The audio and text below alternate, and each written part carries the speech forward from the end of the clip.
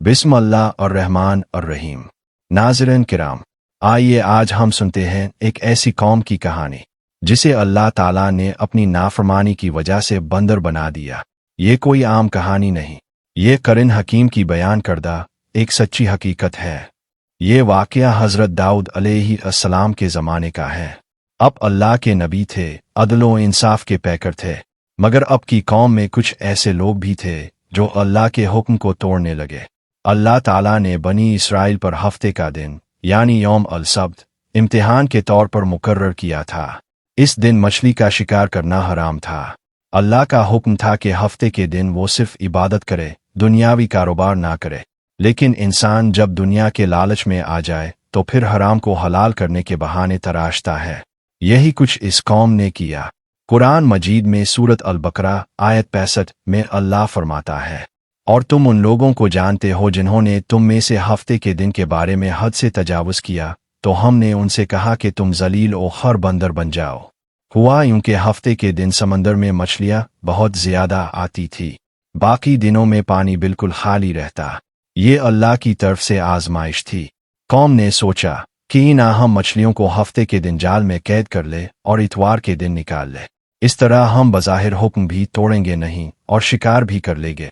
जाहिर है ये एक धोखा था, एक हीला था। लेकिन अल्लाह के हुक्म को धोखे से बदलने वाले दरअसल खुद को धोखा देते हैं। उनमें 3 गिरोह बन गए। एक गिरोह वो था जो खिले आम ये नाफरमानी करता। दूसरा गिरोह वो था जो गुनाह को रोकता, नेकी की दावत देता।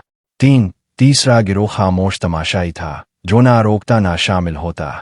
जब नाफरमानी करने वालों ने अपनी हित धर्मी जारी रखी तो अल्लाह का अजाब नाजिल हुआ।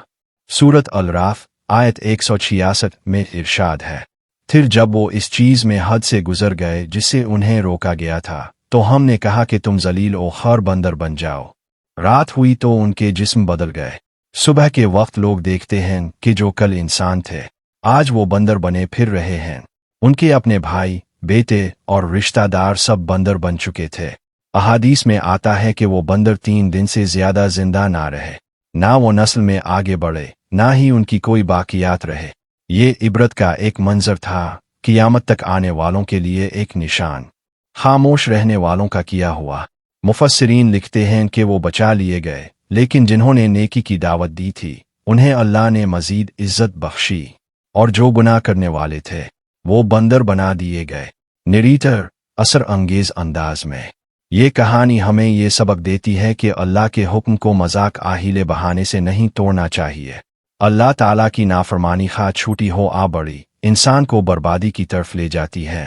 वक्फा, हल्की म्यूजिक रुकती है। नाज़रीन किराम, ये वाक़या सिर्फ बनी इसराइल का नहीं, ये हमारे लिए भी सबक है। अगर हमने दीन को छोड़कर दुनिया के पीछे भागना शुरू किया और अल्लाह के अहकाम में हीले तराशे, तो हमें भी किसी बड़े अजाब से दोचार किया जा सकता है। अल्लाह ताला हमें नाफरमानी से बचाए और नेकी की दावत देने वालों में शामिल करे। आमीन।